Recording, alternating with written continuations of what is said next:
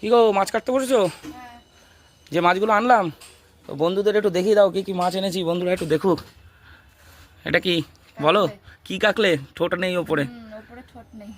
আর কি মাছ আছে দেখিয়ে দাও সব। দেশি রুই দেশি রুই, আর এই যে উল্কো। উল্কো। জ্যান্ত। ও ওই যে একটা ঘুরে বেড়াচ্ছে। তুমি কাটছো রুই তো আর কাটা লাগবে না, হ্যাঁ।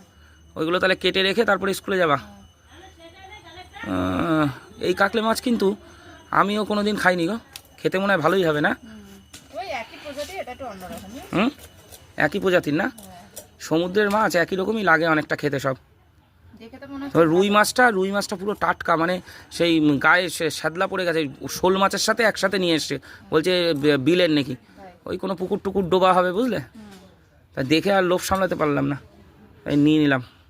1 কিলো 400 গ্রাম ওয়েট রুইটা, 200 করে নিয়েছে ও, 220 করে বলছিল, 200 করে।